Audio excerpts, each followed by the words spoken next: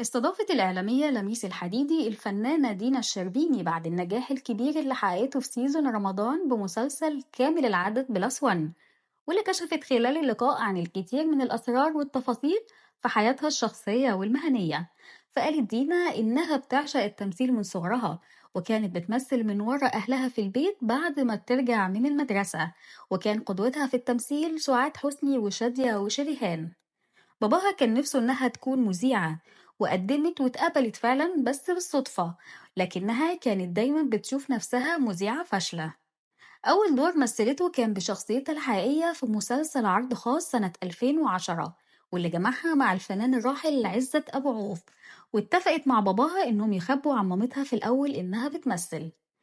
قالت دينا إنها بتكره الخيانة لكنها تعرضت ليها من أقرب أصدقائها، وقررت إنها تقطع علاقتها بيها وتبعد عنها، وعندها اقتناع تام إن مفيش واحدة ما اتخانتش.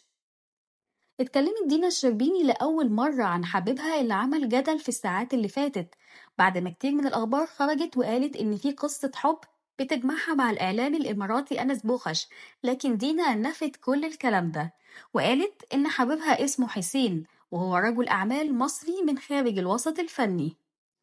اتعرفوا على بعض وارتبطوا بالصدفة من خلال أصدقاء مشتركين، وكان قريب من أهلها وأسرتها، وباباها كمان كان بيحبه.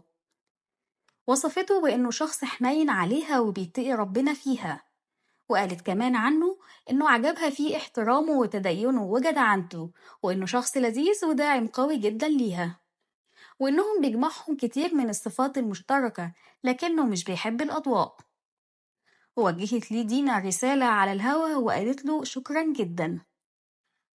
اتكلمت كمان دينا لأول مرة عن سبب وفاة والدها، وإنه توفى بشكل مفاجئ، وقالت إن أنا كنت قبلها عاملة له الغدا اللي بيحبه، ملوخية وفراخ بلدي، وكان كويس جدا، لكن بعدها بساعات السواق بلغنا إنه تعب ونقلوه المستشفى، واكتشفوا إن عنده تسمم في الدم وثقب في المعدة، ومات بعدها بأيام قليلة.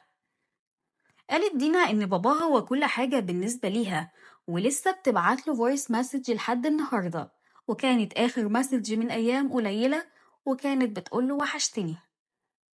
اتكلمت كمان دينا خلال اللقاء عن أكتر المواقف اللي تعرضت ليها في شغلها، هو وقت الانتقادات اللي شافتها على ريد كاربت مهرجان الجونة، والتعليقات السخيفة اللي وصفوها وقتها بإنها سلعوة.